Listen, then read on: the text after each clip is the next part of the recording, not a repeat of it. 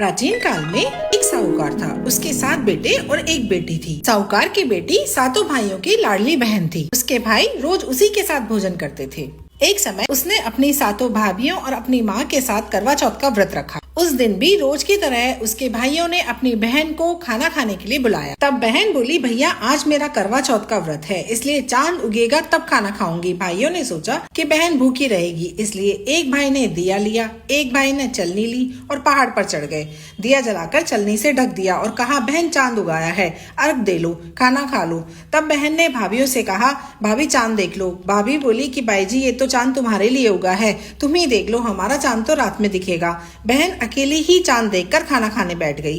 पहले कौर में बाल आया, दूसरे में ससुराल से बुलावा आ गया कि बेटा बहुत बीमार है, सो बहू को जल्दी भेजो। माँ ने जैसे ही कपड़े निकालने के लिए बक्सा खोला, 3 बार कभी सफेद कभी काला कभी नीला कपड़ा हाथ में आया।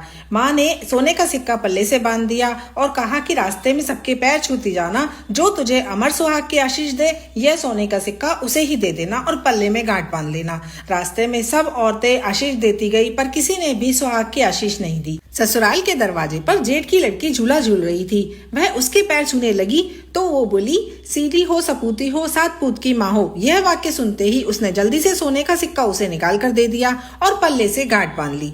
अंदर गई तो पति मरा पड़ा था। बहू ने अपने मरे हुए पति को जलाने के लिए नहीं ले जाने दिया और बोली कि मेरे लिए अलग से झोपड़ी बनवा दो। तब वहीं अपने मरे हुए पति को लेकर रहने लगी।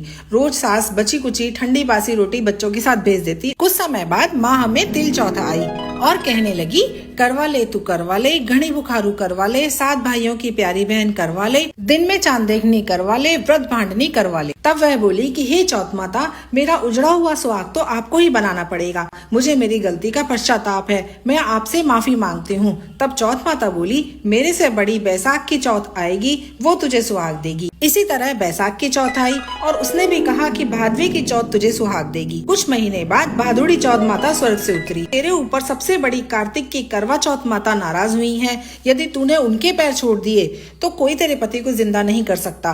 कार्तिक का महीना आया, स्वर्ग से चौथ माता उतरी। चौथ माता आई और गुस्से से बोली, भाइयों की प्यारी बहन करवा ले तू करवा ले, दिन में चांद देखनी करवा ले, व्रत भांडनी करवा ले, घड़े बुखारू करवा ले। साहूकार की बेटी ने चौथ माता के पैर पकड़ लिए और विलाप करने लगी, हे चौथ माता, मैं ना समझती, मुझे इतना बड़ा दंड मत दो। मेरी बिगड़ी आपको बनानी ही पड़ेगी, क्योंकि आप सब जगत की माता हैं और सबकी इच्छा पूरी करने वाली हैं।